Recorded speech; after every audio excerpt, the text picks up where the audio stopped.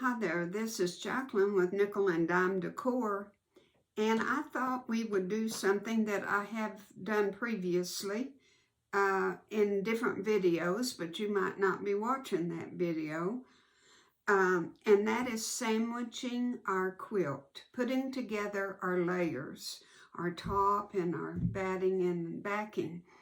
And I used to do it on the floor and pin it, and oh, it just killed my back. And well, I can't do that anymore. And for a baby quilt, the easiest thing for me to do is put it on my table and do it. Batting to backing, batting to top, and then batting to backing. And I'll show you how to do it. And it's just my way of doing it. It's what's easier for me. And if it works for you, I'm really happy for that. So I'll turn the camera off and position it where you can see what's going on. And we will get this is my cowgirl baby quilt. And I named it Cowgirl just because of the fabric. It's really just rectangles and squares with a sashing in between. That's all it is. And I show you how to make it in previous videos. So I'll be right back. Okay, I have my top is right here. This is my top. And this is my batting. I have folded down my first layer, but first I wanted you to see,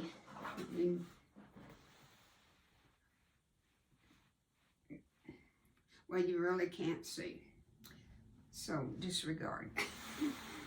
I have about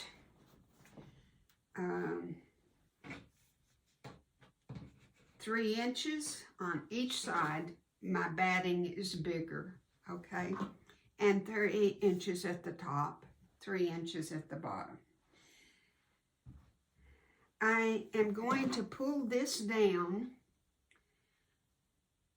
and ordinarily I have an old vinyl tablecloth that I put on my table, but I'm going to try real hard not to overspray. And I'm going to put this down here pretty darn close. And I'm just going to spray lightly. It's not a big amount. And then I'm going to pull it back up. And just lightly rub.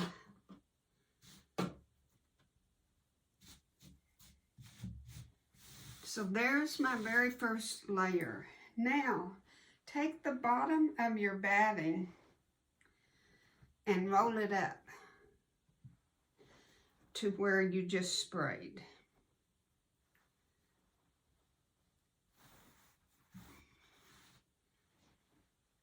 And then we're going to spray our next piece that's going to go down. Let's see if I can get this where you can see what I'm doing. Okay. Here's my next piece. And I'm going to spray it. What I'm doing is just spraying one part, layering it down, spray the next part, and don't go to the edges a whole lot.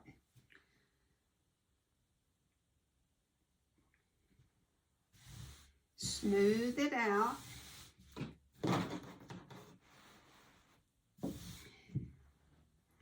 Then spray your next layer.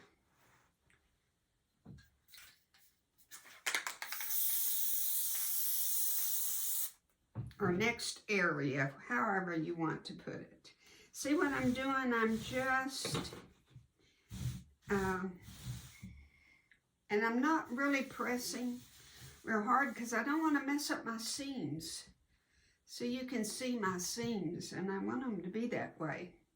I don't want to mess up my seams. Now, I didn't roll this up real good. All right, now let's spray this part. I hope I have enough spray to do my whole thing. It says to spray this, I'll give you a picture of it. It says to spray it like 10 inches from it, but I'm spraying it pretty close because I don't want it to travel. And this stuff is not good to breathe, y'all. Wouldn't recommend it at all. Don't try not to breathe it. If you have a window to open, that would be a real good idea. If you see any wrinkles, try to take care of it right now.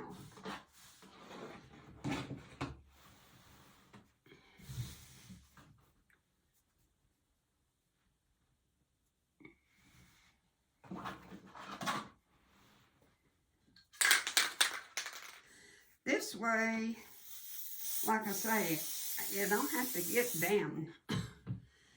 Now for a big quilt, yes, and I don't know that this would work.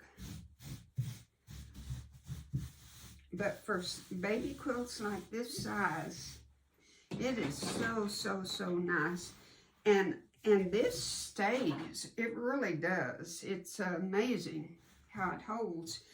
Now, I would pin if you wanted to pin, but I have seen on my fabric here that my pin marks really do show with your big safety pins that you pin your quilt with, and I don't like that.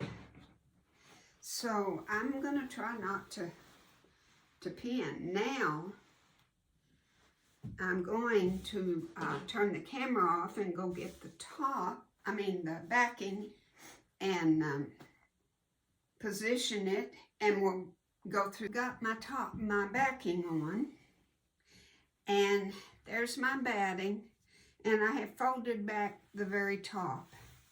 I noticed I probably should have pressed my fabric, but you know, after it's quilted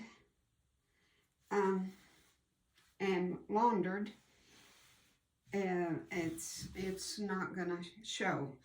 All right, now this is what I want you to see. Always spray your batting, not your fabric, okay? And don't go out to the edges, and very lightly put your first row. We'll call it row by row, because that's kind of how I look at this, is row by row. Now, take your backing and start rolling it up in sections.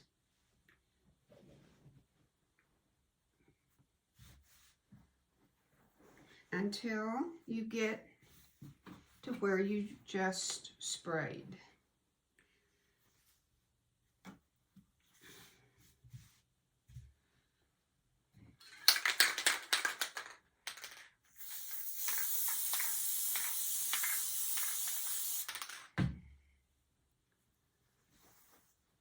Bring it over.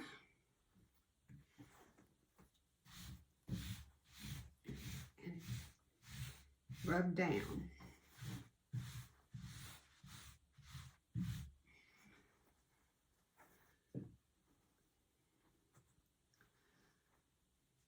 Fold over. I kind of go in circles. Bring the next section down. Roll this up.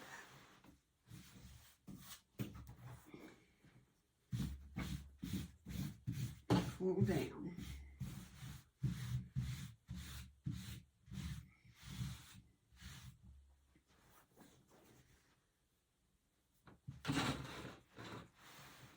It's just easy as pie. For those of you that are past 65, it's the only way to do it, I think.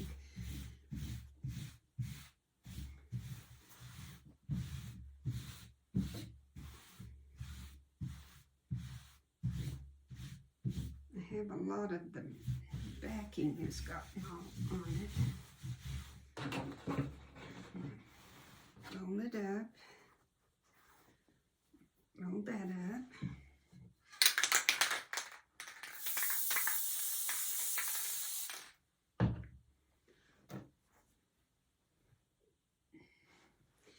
If you have any wrinkle that, or you see that you don't like, you can pull it back up and reposition it.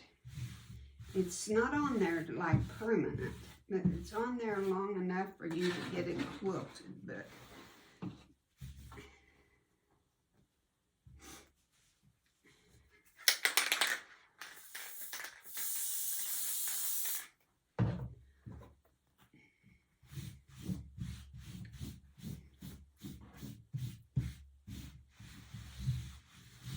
there you have it. Now I'm going to turn it over to my right side.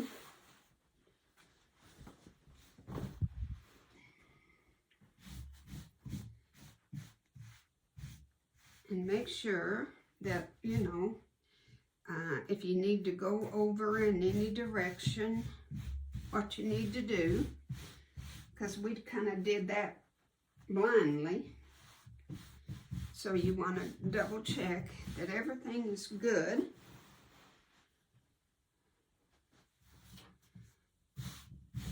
And that you're totally happy with it.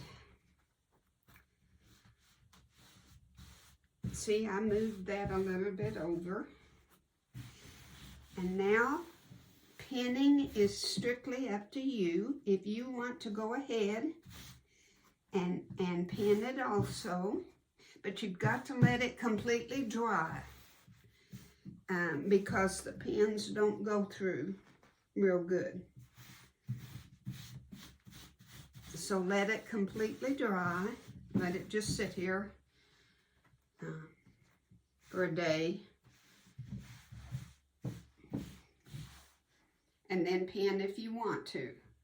Now I wanted to show you real fast. I'm going to get this stencil because I want to show you what I'm talking about for this quilt. It's, oh, I might not have it here with me. Yes, I do. Okay. This is just called a, well, it doesn't have a name, all over loopy stencil. That's what that's called, all over loopy stencil. And I have a quilt that has this on it, and it looks like rope. I did my hand quilting. I wish y'all would learn to hand quilt. It's so enjoyable and so much fun. But start in the middle of your quilt with any stencil. Find the middle. Get you a, that's pretty basically, let's just get it centered in the square, okay? Get you one of the friction pins and trace all over it and make a little mark, because remember this iron's off. Make a little mark right here so you know where to put the stencil. Then move it over, do it again, make a mark and move it over and do it again. Go all the way across like that. Go across your pattern. Then do the same here, here, here. And that way it's uniform. and it works really, really good. I don't like to, when I do the pin, I like to really just do one section at a time.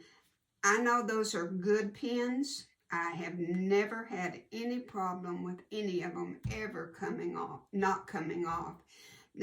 And no lines, you know, they work wonderful, those friction pins. But I still don't trust them, I guess. So I do one sheet at a time, quilt it, press it, iron it, press the markings off, and then I do the other one. But if you want to mark 3 sections so you know where you're at, that's okay. But this is the cutest overall stencil. And I have a video on hand quilting, how to hand quilt. But it's so simple. If any of you are interested and you want me to do another video on it, I'll be glad to. Like I've told many of my followers, a 90-year-old sweet precious lady taught me how to quilt, hand quilt. And I'm so thankful to her, because I was trying to teach myself and I was making a mess. I was pulling the batting up through the quilt and I couldn't figure out what I was doing wrong. And she told me, well, honey, you don't have the right needle. And she gave me this tiny, tiny, tiny little needle. And it was half the size of what I was using. And she said, now you can quilt. So, and she was perfectly right. Okay, that's all. I am so glad. I hope this helped you. I truly hope that was a good tip for you. Thank you so much, and God bless.